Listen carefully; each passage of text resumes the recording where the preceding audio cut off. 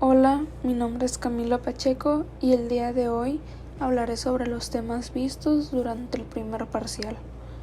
Bueno, empezando quisiera recordar que una clase es una construcción que permite crear tipos personalizados propios mediante la agrupación de variables, de otros tipos, métodos y eventos. Una clase es como un plano. Define los datos y el comportamiento de un tipo.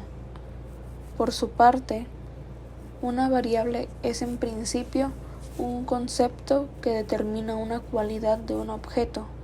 Es un atributo que puede variar de una o más maneras y que sintetiza conceptualmente lo que se quiere conocer acerca del objeto de investigación. Es un símbolo que representa un elemento no especificado de un conjunto dado.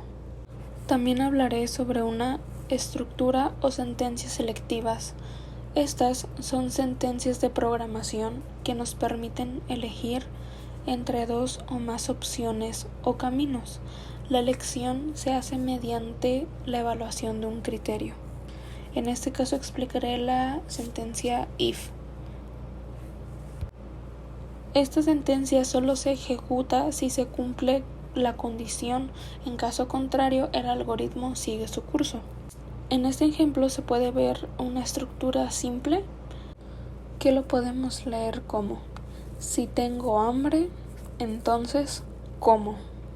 El if-else se ejecuta la sentencia 1 si se cumple esta condición, de lo contrario se ejecuta la sentencia número 2. Este ejemplo se leería como: si tengo 18 años o más, entonces soy mayor de edad, si no, menor de edad. También hablaré del switch, que es una palabra clave usada en la mayoría de lenguajes de programación. Este ayuda a simplificar el código y evitar confusiones, ya que organiza varias ramas en el código que se va ejecutando. En este pequeño y simple ejemplo podemos ver una variable switch que almacena el número de mes y un valor entre 1 y 12 nos dirá cuántos días tendrá el mes que está almacenado. También hablaré sobre front-end y back-end. Los términos back-end y front-end tienen cualidades únicas y distintivas. Actúan como unidades por separado, interactúan entre sí para asegurar la funcionalidad de un sitio. Y bueno, el front-end es la parte del desarrollo web que se dedica a la parte frontal de un sitio web. En pocas palabras, del diseño de un sitio web, desde la estructura del sitio hasta los estilos como colores, fondos, tamaños, hasta llegar a las animaciones y efectos. Un front-end es la persona que se dedica básicamente al diseño web, pero esto no significa que no toque el código.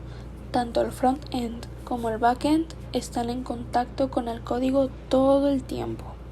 Y bueno, mientras que este es la capa de programación ejecutada en el navegador del usuario, el back-end procesa la información que alimentará el front-end de datos. Es la capa de acceso a los datos, ya sea de un software o de un dispositivo en general. Es la lógica tecnológica que hace que una página web funcione, lo que queda oculto a ojos del visitante. Sabiendo esta parte, también me toca hablar de los CSS. Nosotros lo ocupamos en la página que estamos desarrollando para ocupar un menú responsivo. Lo mostraría, pero mi página tiene ciertos problemas y no puedo acceder a ella. Pero bueno, las siglas CSS significa Cascading Style Sheets, que significan hojas de estilo en cascada, y parten de un concepto simple pero muy potente: aplicar estilos, colores, formas, márgenes, etc. a uno o varios documentos, generalmente documentos HTML y páginas web, de forma masiva. Se le denomina estilos en cascada porque se aplican de arriba a abajo, siguiendo un patrón denominado herencia, y en el caso de existir ambigüedad se siguen una serie de normas para resolverla. También vimos métodos. Voy a hablar sobre el método GET, que GET lleva los datos de forma visible al cliente en un navegador web. El medio de envío es la URL, los datos los puede ver cualquiera.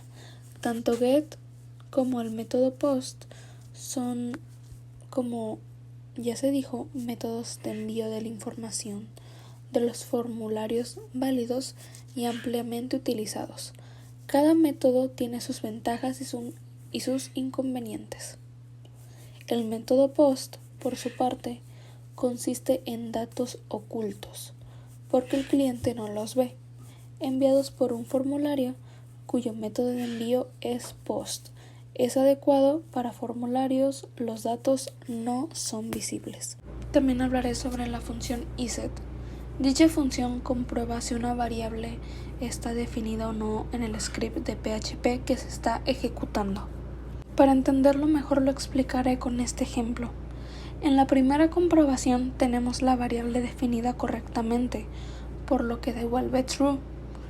En la segunda tenemos dos variables y preguntamos si están definidas, entonces devuelve true.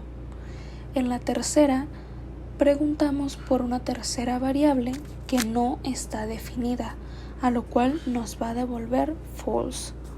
Por lo que vimos, si se pasan varias variables, el resultado será true si todas ellas están definidas. Si alguna no lo está, entonces se devolverá false. La función empty determina si una variable está vacía. Una variable es considerada vacía si no existe o si su valor es igual a false. Empty no genera una advertencia si la variable no existe. También durante el proceso de nuestro código hemos visto arreglos, en este caso unidimensionales, y un arreglo o un array, como se puede conocer, es un conjunto de variables de una misma clase. El array de una dimensión son los vectores que contienen una sola dimensión, un índice, como en el ejemplo que se está viendo. Aunque en el código que estamos desarrollando lo podemos encontrar como dominigen. De las últimas cosas que vimos en este parcial fue la conexión con bases de datos. Y en Java, para hacer conexión a bases de datos, podemos usar la extensión PDO o la librería MySQL. MySQL y son las siglas de MySQL Improved. Esta es una extensión exclusiva de MySQL que agrega nuevas funciones a la interfaz de una base de datos MySQL. MySQL es tanto procedimental como orientado a objetos, siendo el primer atributo heredado de la versión anterior de MySQL. Por su parte, PDO son las siglas de PHP Data Object. A diferencia de MySQL y PDO, solo está orientado a objetos y admite varios tipos de bases de datos diferentes que usan PHP como MySQL, MySQL, Informix, PostgreSQL. A lo largo del desarrollo de nuestro programa, lo último que hicimos fue agregar una base de datos. A continuación se puede ver cómo aparece en la base de datos y en el programa cómo lo conectamos.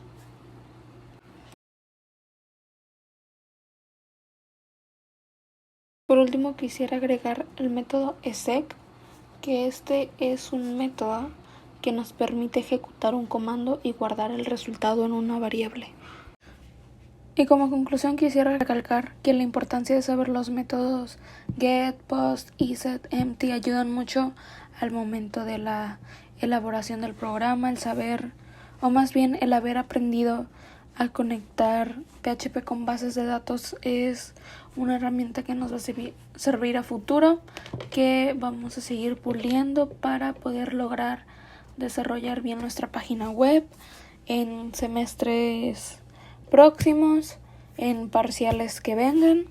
También haber visto de nuevo lo que son las sentencias cíclicas, clases abstractas es algo que nos ayuda mucho a nosotros para seguir implementando estos conocimientos de programación que llevamos a lo largo de esos 5 semestres.